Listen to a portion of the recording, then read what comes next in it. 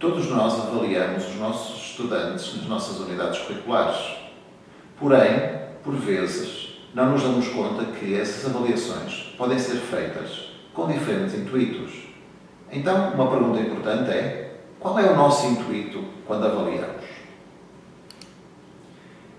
Avaliamos porque, em regra, queremos que a avaliação nos ajude a atingir alguns fins.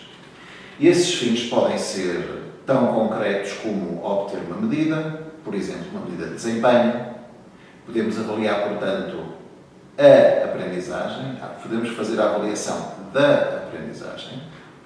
Por outro lado, podemos pensar em avaliações cujo objetivo seja estimular o aluno a aprender, fomentar a sua participação, ter feedback sobre aquilo que está a ser discutido e trabalhado. Estamos então a falar em avaliar para a aprendizagem.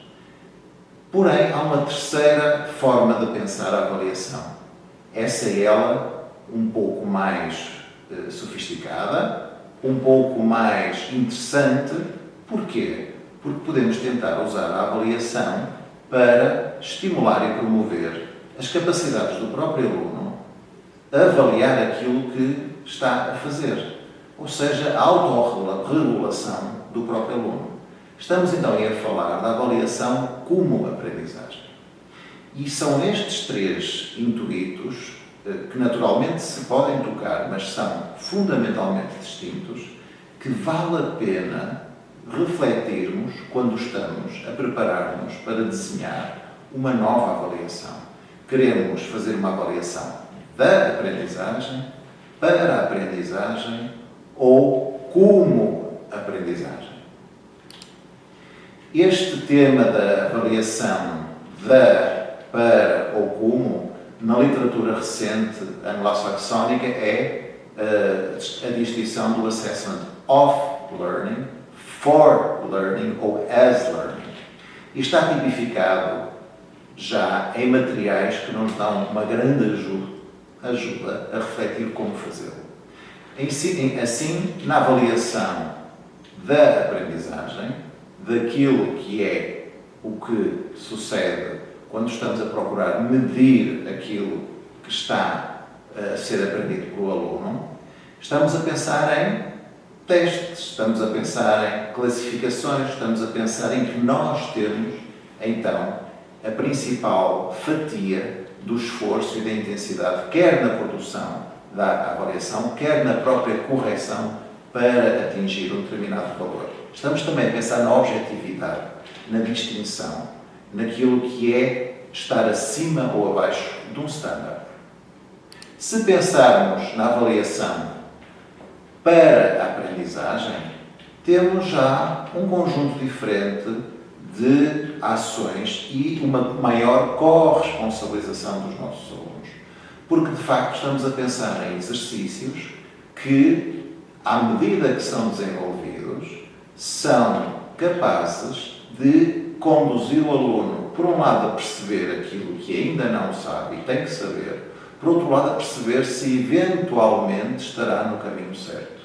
E então estamos a falar em exercícios de natureza mais formativa, até às vezes, que num sistema de programado podem também ser pontuados para uma avaliação até mais sumativa.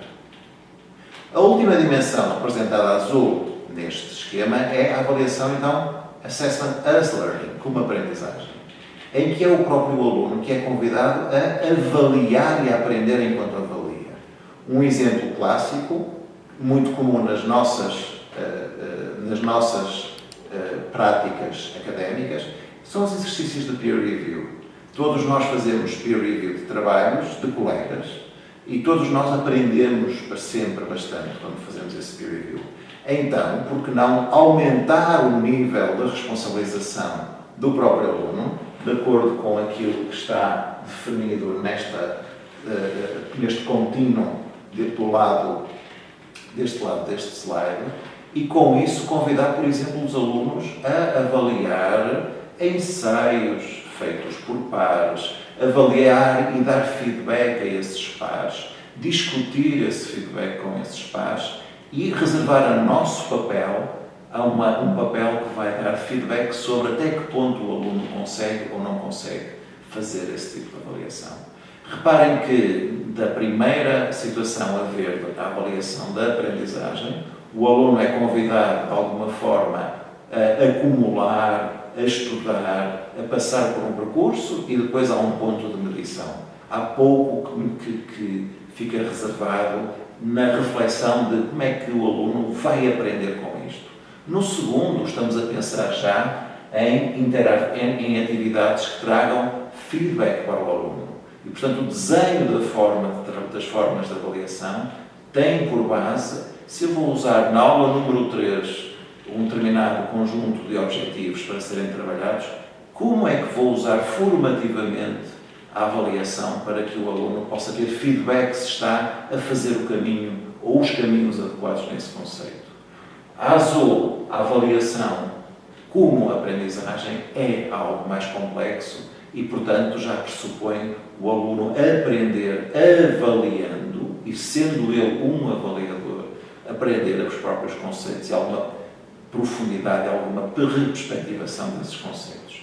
Agora, é evidente que, quando nós pensamos em escolher algum destes processos, eles são, idealmente, os 3 partes de todo um sistema.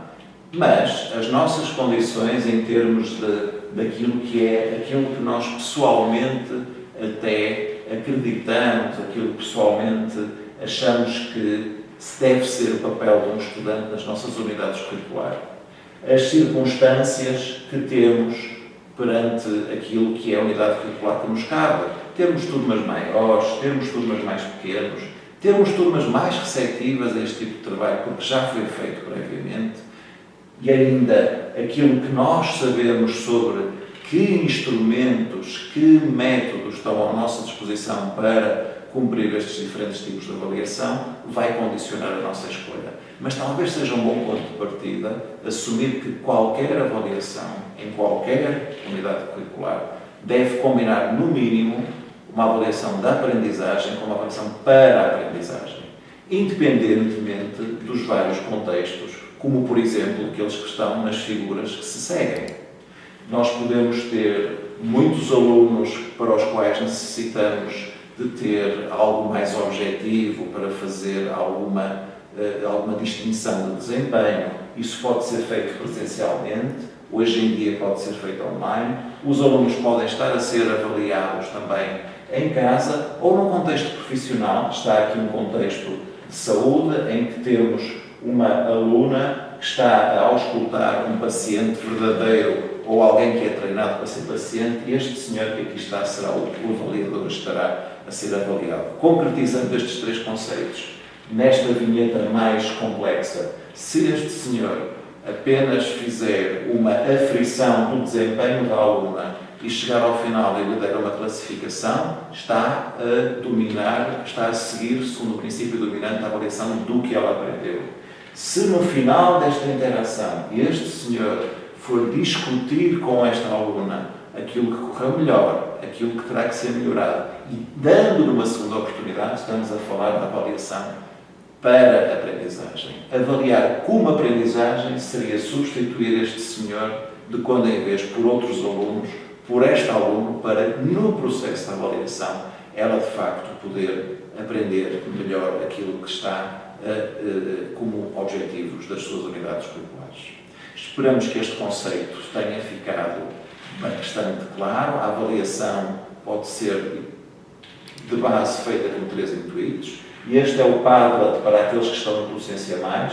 Na coluna Princípios de Avaliação vão encontrar justamente materiais que vos descrevem rapidamente. Este é um guia de 2 páginas que reforça aquilo que eu estou aqui a dizer, e portanto o desafio que fica, e este será o slide seguinte, e o meu último slide, é: quando estamos a pensar na nossa unidade curricular, neste caso, quando o participante do Docência Mais está a pensar na sua unidade curricular, que intuito quer para a avaliação?